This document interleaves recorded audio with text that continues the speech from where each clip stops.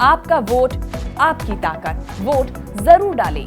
Election से जुड़ी हर खबर तक ऐप पर डाउनलोड कीजिए तक ऐप। देखिए, उसी बेटी को तो स्वतंत्र कराने के लिए,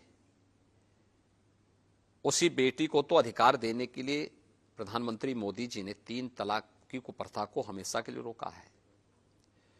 उसी बेटी को न्याय दिलाने के लिए, सम्मान दिलाने के लिए और स्वावलंबन के मार्ग पर अग्रसर करने के लिए ये फैसले लिए जा रहे हैं। और उसी बेटी के सम्मान को लेकर के हम लोग इस बात को कहते हैं कि शरीयत के अनुसार व्यवस्था नहीं चलेगी, संविधान के अनुरूप चलेगी। जब संविधान के अनुरूप व्यवस्था चलेगी, हर बेटी को सुरक्षा, हर बेटी का सम्मान और हर बेटी के स्वावलंबन का कार्य होगा। जो लोग सपना देख रहे हैं गजवाई हिंद का, मैं बहुत स्पष्टता के साथ कह सकता हूं, ये नया भारत है। ये दुनिया के सबसे लोकप्रिय नेता से नरेंद्र मोदी जी के नेतृत्व का भारत है। इस नए भारत में विकास सबका, लेकिन तुष्टीकरण किसी का नहीं। सबका साथ, सबके विकास की भावना के साथ सरकार कार्य कर रही है। सबका विश्वास और सबके प्रयास को लेकर के सरकार चल रही है। ये नया भारत संविधान के अनुरूप चलेगा, शरीयत के अनुरूप नहीं। और मैं इस बात को भी स्पष्टता के साथ कह सकता हूं, गजवाए हिंद का सपना कयामत के दिन तक भी साकार नहीं होगा।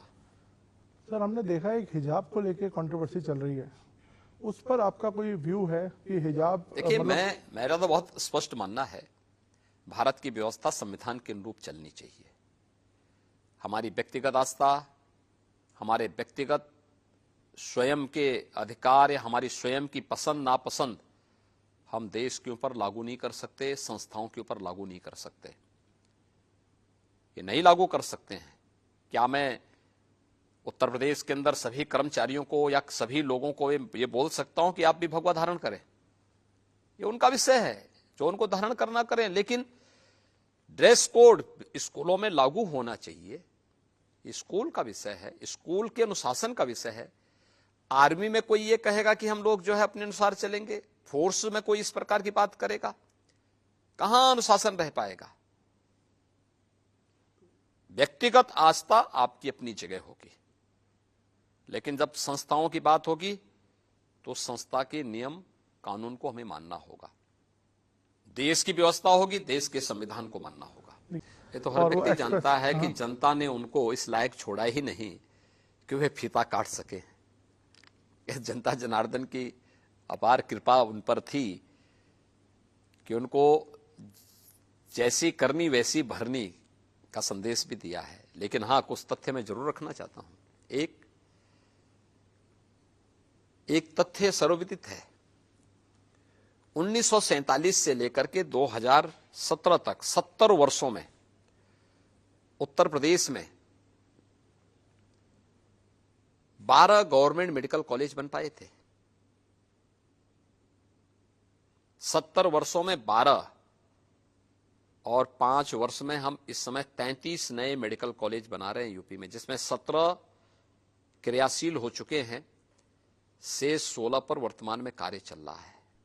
उत्तर प्रदेश एक जनपद, एक मेडिकल कॉलेज के लक्ष्य को प्राप्त करने की ओर तेजी के साथ आगे बढ़ रहा है। 70 वर्षों में उत्तर प्रदेश के अंदर 1.5 एक्सप्रेसवे बना था। 5 वर्ष में हम 7 नए एक्सप्रेसवे पे काम कर रहे हैं। अखिलेश जी के कार्यकाल में गरीबों को मिलने वाली आवास योजना में एक भी गरीब को नहीं मिला। देखिए, आजम खां बाहर आए, ये तो अखिलेश जी भी नहीं चाहते। ऐसा क्यों? क्योंकि अखिलेश जी की कुर्सी खतरे में पड़ जाएगी। वे स्वयं ही नहीं चाहते, उनसे पूछो ना ईमानदारी से क्या है। दूसरा, अखिलेश जी से पूछा जाना चाहिए कि ये जो मामले हैं, आजम खां के मामले हों या अन्य लोगों के मामले हैं, ये सब न्यायालय से जुड़े हुए मामले हैं। इनका राज्य सरकार से आज के दिन पे कोई लेना देना नहीं। जमानत देने का काम माननीय न्यायालय का होता है, राज्य सरकार का नहीं होता है। राज्य सरकार से पूछा जाता है, राज्य सरकार उसका सही जवाब उनको दे देता है, जो सही तथ्य होते हैं उनके सामने अवगत कराता है।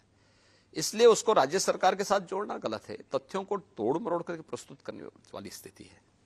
अगर कोई व्यक्ति, भाई मैंने तो 80-20 की बात की थी, मैंने कहा 80% बीजेपी के साथ होगा, 20% हमेशा विरोध करता है, विरोध करेगा।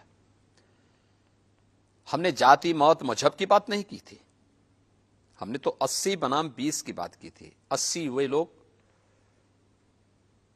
जो सरकार के सुरक्षा के एजेंडे से खुश हैं, 80 वे लोग जो सरकार के लोक कल्याणकारी और गरीब कल्याणकारी कार्यों से खुश हैं, जिन्हें विकास पसंद है, जिन्हें राज्य सरकार के द्वारा पारदर्शी तरीके से ईमानदार भर्ती की प्रक्रिया के माध्यम से अपने कार्यक्रमों को आगे बढ़ाने का अवसर प्राप्त हुआ है। उन लोगों को, जिन लोगों के जीवन में व्यापक परिवर्तन लाने का काम हुआ है और जो लोग प्रदेश सरकार के हर अच्छे कार्य को हमेशा समर्थन करते हैं, 80% वे लोग होंगे। 20% वे लोग जिनको हमेशा विरोध करना है, वे पहले भी विरोध करते थे, आज भी विरोध करेंगे, नकारात्मक सोच है, वे पेशेवर माफिया और अपराधियों के समर्थक हैं, वही रहेंगे। तो चुनाव तो 80 बनाम 20 का है, लेकिन मैं कह सकता हूं कि पहले चरण के मतदान के बाद स्पष्ट हो चुका कि वास्तव में चुनाव 80 बनाम 20 का ही है। 80% से अधिक समर्थन भारतीय जनता पार्टी को प्राप्त हुआ है और 20% जिसको विरोध करना था, जो वैक्सीन का विरोध करता है, अपराधियों के खिलाफ कार्रवाई का विरोध करता है, महिला सुरक्षा का विरोध करता है, गरीबों को दी जाने वाली अन्य योजना का विरोध करता है, हर एक जनपद एक उत्पाद की योजना का विरोध करता है, एक जनपद एक मेडिकल कॉलेज का विरोध करता है, एक्सप्रेस हाईवेज का विरोध करता है, वे हमेशा विरोध करते थे, विरोध करेंगे।